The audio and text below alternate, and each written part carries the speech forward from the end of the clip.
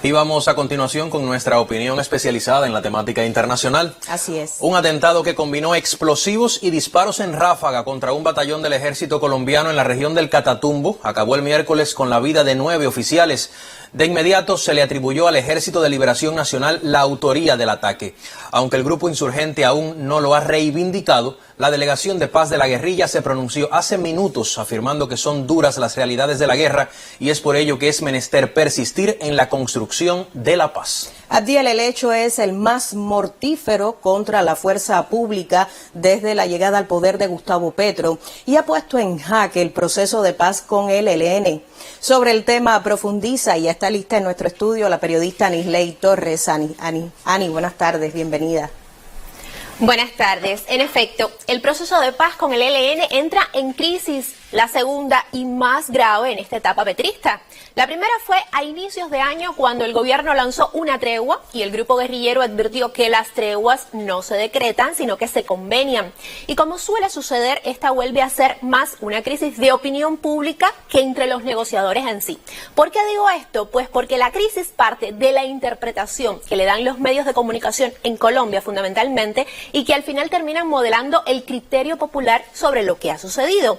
Y este sentir termina ejerciendo presión en las partes negociadoras que saben que hablan de paz en medio de la guerra, pero necesitan responderle a una sociedad que obvia esa realidad en su análisis y a políticos que usan a los muertos con fines electorales.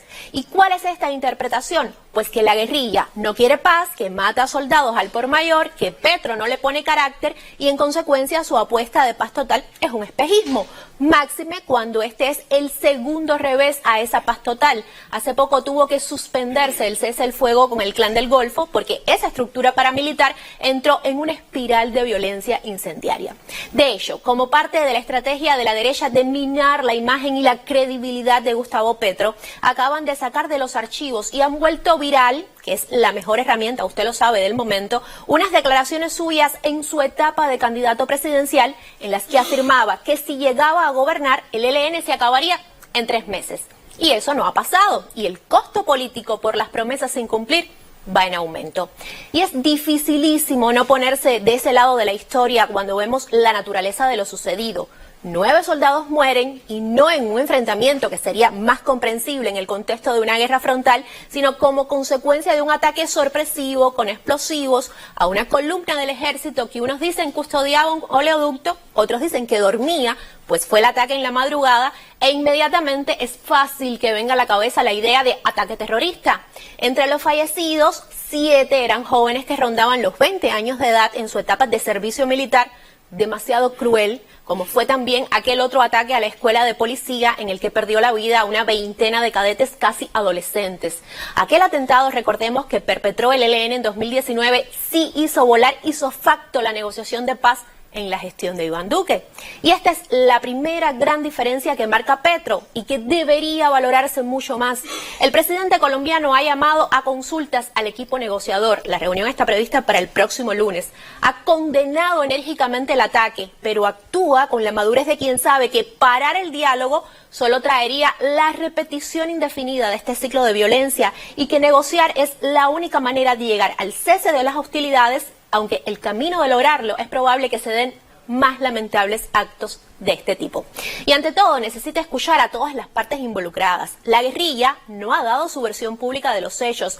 Solamente su delegación de paz ha dicho que entienden el dolor porque lo han sentido e insisten en que todos los dolores cuentan y esto se traduce en que todas las muertes, la de los soldados, la de guerrilleros, son iguales. Normalmente se toman su tiempo antes de asumir su responsabilidad para corroborar ciertamente quién dio la orden y en qué circunstancias, porque recordemos que es una estructura militar más fragmentada, sin mando único, con varias columnas que operan en distintos territorios y con conflictos atomizados. Esto es, que se enfrentan a la fuerza pública, pero también a otras estructuras armadas ilegales y que la guerra está viva. Esa es la variable más importante que suele omitirse. Lo que sí está claro, y han dicho hasta el cansancio los helenos, es que cuando el ejército los abate a ellos Y eso pasa con mucha más frecuencia, pero se cuenta mucho menos en portadas y noticieros, pues jamás nadie cuestiona que se torpedea la paz o que el gobierno no quiere paz y ataca en medio de las conversaciones. Los militares de uno y otro lado son objetivos militares.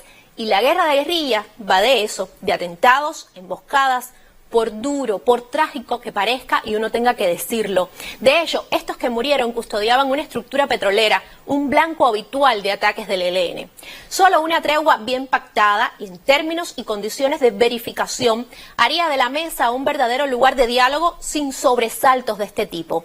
Es lo que se negocia desde el ciclo pasado en México y que ahora, entre abril y mayo, pues pretendía continuarse en La Habana y ahora mismo corre riesgos. Pero es complejo lograrlo. Cada quien pone sus condiciones para ceder en el alto el fuego y cada quien lo hace en un ambiente de presiones externas que lo hace todo doblemente difícil. A Petro ahora mismo todos le gritan al oído menos tregua y más mano dura con los guerrilleros, ofensiva sí o sí con todos los cañones. Lo contrario sería visto como una debilidad. Y está claro que si el ejército arrecia la violencia, no le van a responder con flores. Entonces sería esa la solución. Ataques como el de ayer deberían ponerle un acelerón a la mesa y no un freno, pero tristemente se usan con fines políticos para que cada quien ale para su lado desde lo doloroso y terrible de la tragedia en sí. Así como le cuento, buenas tardes.